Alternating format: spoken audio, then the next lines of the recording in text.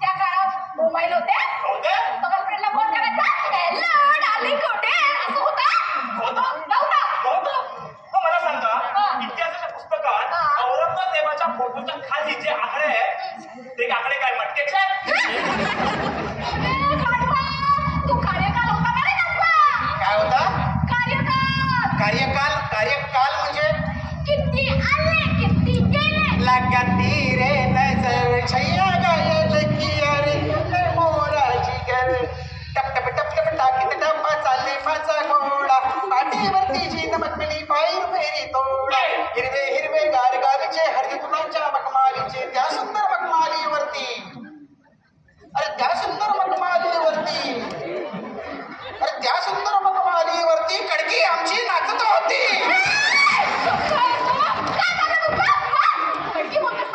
खडकी नाही खडकी बोलतो मला. तिला ही फालतू बडबड करण्यापेक्षा ना काय चाललं तुमचं ही फालतू बडबड करण्यापेक्षा ना नीट अभ्यास करायचा. अरे निबंध पाठ करायचा. बाई निबंध तोंड फाट आहे ह्याचा.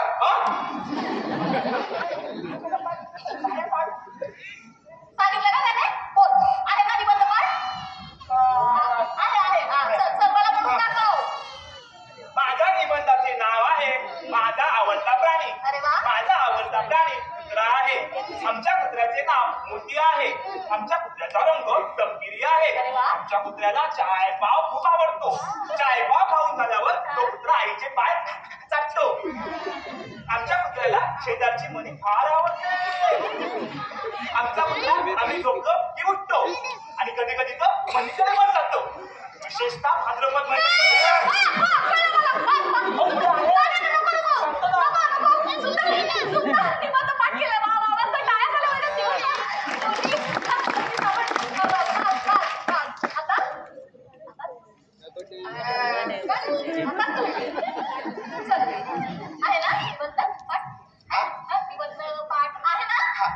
माझ्या निबंधाचं नाव तुझ्या निबंधाचा विषय मी देणार.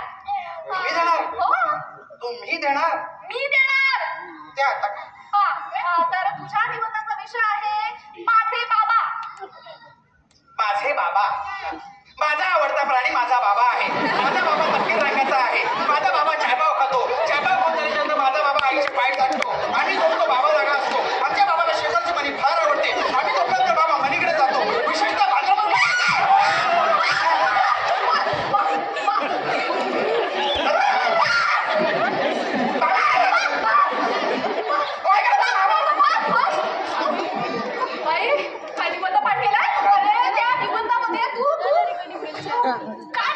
काय म्हणजे बाई तुम्ही सांगितलं होतं ना कुठल्या तरी एका प्राण्याचा निबंध पाठ करा. परीक्षेला प्राणी बदलला की तो प्राणी त्या निबंधात टाका. पण तू तुझ्या बाबांना टाकला. मग बाबा मनुष्य प्राणी नाही आहे. बाबा मनुष्य प्राणी आहेत म्हणे. असा निबंध बोलणार आहे तसा निबंध लिहिणारच परीक्षेत. ते सोडा. मला ना काही कळत नाहीये. सहाय करून आणू? बरं झालं आठवण करून दिलं.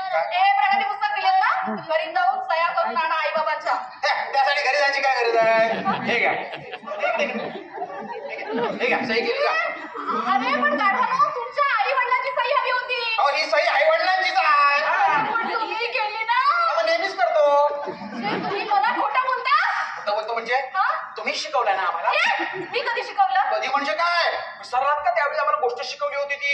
एक म्हातारी असते जंगलातून जात असते. तिला वाघ भेटतो म्हटलं तुला खाणार. ती त्याच्या खोटं बोलते म्हणते मी रिकी जाते तू थोडी खाते दाटून होते मग तुम्हाला खा. येते का खोटंच बोलते ना. हे तुम्हीच आम्हाला शिकवलंय.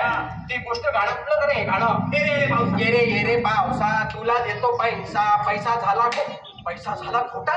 म्हणजे लहान पोरांना तुम्ही खोट्या पैशाचा व्यवहार करायला शिकवता.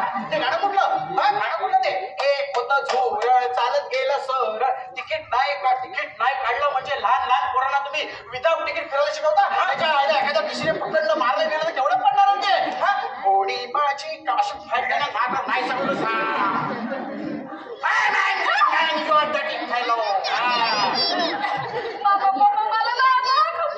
खूप कंटाळा आलेला आहे. आता तुम्ही एक काम करा. हे प्रगती पुस्तक आणि छडी हे तुम्ही घ्या आणि तुम्ही